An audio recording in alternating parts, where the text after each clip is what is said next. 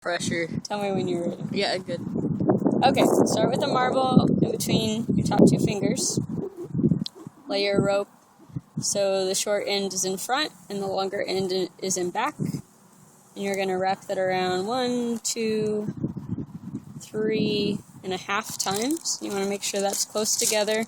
Not too tight because you're going to have to take this off your fingers, but it needs to be tight enough that it's going to stay in place as well. So notice that you have 3 sections in front, 1, 2, 3. And if you flip this around, you have 3 in the back as well. So once you get to that portion, your next step is to wrap it through the center. So if you laid this flat, you'd have 4, but you're going to actually take that one away and go towards the back. And you're going to bring that long end to the front. And so now you're going to wrap, I guess, horizontally around the center of your marble. You're going to do this 3 times until on the front you have 3 sections, and if you flip it around, there's also 3, and it's pointing out towards the right. Your next step now is to take this off your fingers, so that's why you wanted it tight enough so it will stay together, but loose enough that you can actually slide it off, and you want to try to keep it in this little section. You're going to take the long end of your rope that's going off to the right, and you're going to kind of make a U-turn. So you're going to go back through that little loop that was on your finger in the opposite direction towards the left. Get all your extra slack out. And now you're going to wrap around this way on the marble. And I like to say you're going from front to back. So once you make that U-turn, you're going to keep going this way. You're going through the bottom section. You're going to do this 3 times. You want to make sure this whole time that you're not overlapping, that they're just laying right next to each other. So I'm going to flip it. So this is where we made our U-turn and we went through, we went around, and now I'm going to make 3 passes through. Just making sure your marble's staying in the center.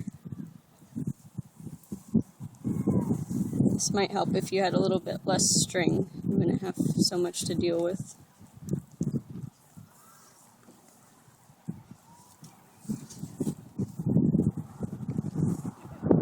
So far I've just done 2.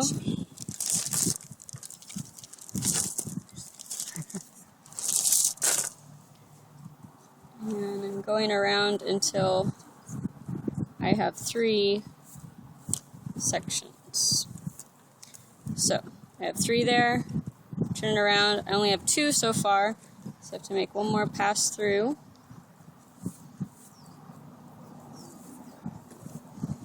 And now I have 3 on all sides. So once you get to this point, both of your ends should come like diagonally across from each other. So then they're both coming from the same side. You don't want one going up here and one coming down through the bottom.